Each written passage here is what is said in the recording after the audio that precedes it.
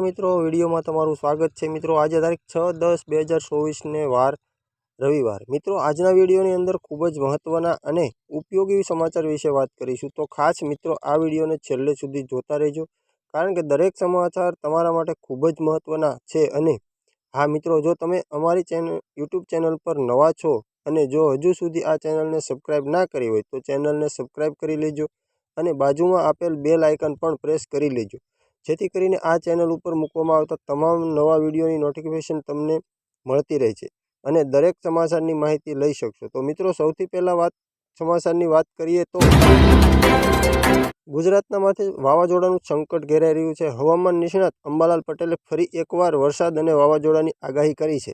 તેઓએ આગાહી કરતાં જણાવ્યું કે 17 ઓક્ટોબરે અરબ સાગર અને બંગાળની ખાડીમાં એક વાવાઝોડું બનવાની શક્યતા છે। આ વાવાઝોડું 19 થી 22 ઓક્ટોબર સુધીમાં વધુ એક્ટિવ થઈ જશે। સૌરાષ્ટ્ર અને દક્ષિણ ગુજરાતમાં અસર થશે। દેશના ઉત્તરીય પર્વતીય પ્રદેશોના વેસ્ટર્ન ડિસ્ટર્બન્સ શક્યતા બની વાવાઝોડાની દિશામાં ગુજરાતમાં વરસાદ લાવી શકે છે, એવી અંબાલાલ પટેલે આગાહી કરી હતી। વાત કરીએ બીજા સમાચાર, ગુજરાતના મંત્રીમંડળનું વિસ્તરણ થશે। આજે કેબિનેટની બેઠક બોલાવાતા રાજકીય બજારમાં ચર્ચા છે કે ગુજરાતના મંત્રીમંડળનું વિસ્તરણ થઈ શકે છે, પરંતુ મંત્રીમંડળના વિસ્તરણની આ વાતો માત્ર અફવાઓ છે। મળતી માહિતી મુજબ આજની કેબિનેટની બેઠક માટે સરકારે સચિવોને કોઈ એજન્ડા આપ્યો નથી। કેબિનેટ મંત્રીઓને માત્ર રવિવારે હાજર રહેવા સૂચના મળી છે। નોંધનીય છે કે બુધવારના બદલે રવિવારે કેબિનેટ બેઠક બોલાવાઈ છે, તેથી ઘણી ચર્ચાઓ થઈ રહી છે। વાત કરીએ અગ્નિવીરો માટે સારા સમાચાર, 25% કાયમી રહેશે। અગ્નિપથ યોજના હેઠળ ભરતી કરાયેલા અગ્નિવીરો માટે સારા સમાચાર છે। ભારતીય વાયુસેના 25%થી વધુ અગ્નિવીરોને કાયમી બનાવી શકે છે। જોકે આ અંગે સરકારે નિર્ણય લેવાનો છે। સંરક્ષણ મંત્રાલયે ત્રણેય સેનાના વડાઓ પાસેથી આ સંબંધમાં સૂચનો માંગ્યા છે। સૂત્રો જણાવે છે કે કોરોના સમયગાળા દરમિયાન ભરતીના અભાવે સૈનિકોની જગ્યાઓ ખાલી છે।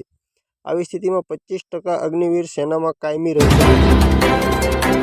વાત કરીએ 2005 પહેલાના કર્મીઓને મળશે જૂની પેન્શન યોજનાઓ વિશે, તો આવતીકાલે ગુજરાત સરકારની કેબિનેટ બેઠક મળનારી છે। રવિવારે રજાના દિવસે બોલાવેલી આ બેઠકની અને તર્ક વિતર્ક થયા હતા। જોકે હવે મંત્રી ઋષિકેશ પટેલ માહિતી આપે છે કે ગુજરાતના 2005 પહેલાના કર્મચારીઓને જૂની પેન્શન યોજનાનો લાભ મળશે।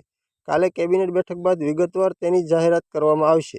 કર્મચારી મહામંડળ અને સાથી તમામ મંડળના હોદ્દેદારો સાથે આજે ચર્ચા થઈ હતી। વાત કરીએ બાયોગેસ પ્લાન્ટ વિશે, તો બાયોગેસ પ્લાન્ટ માટે પશુપાલકોને 37,000 રૂપિયાની સબસિડી આપવામાં આવી રહી છે।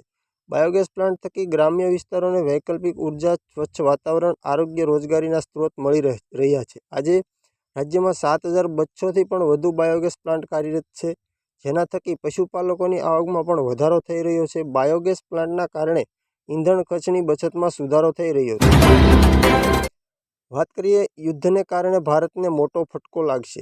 જો ઈરાન અને ઇઝરાયલ યુદ્ધના મેદાનમાં ઉતરશે તો ભારત સહિત વિશ્વભરમાં ઘણી વસ્તુઓની કિંમતો વધી જશે। ઈરાન વિશ્વના સૌથી મોટા તેલ ઉત્પાદકોમાંથી એક છે। કાટના કારણે તેલના ભાવ વધશે, જેના કારણે પેટ્રોલ અને ડીઝલ મોંઘા થશે। ઈંધણના ખર્ચને કારણે ભારતમાં પરિવહન અને ઉત્પાદન ખર્ચ વધશે, જેની સીધી અસર ચીજવસ્તુઓના ભાવ વધારા પર જોવા મળશે। આ ઉપરાંત ગેસ સિલિન્ડર, વીજળી અને અન્ય ખાદ્ય પદાર્થો પણ મોંઘા થઈ જશે।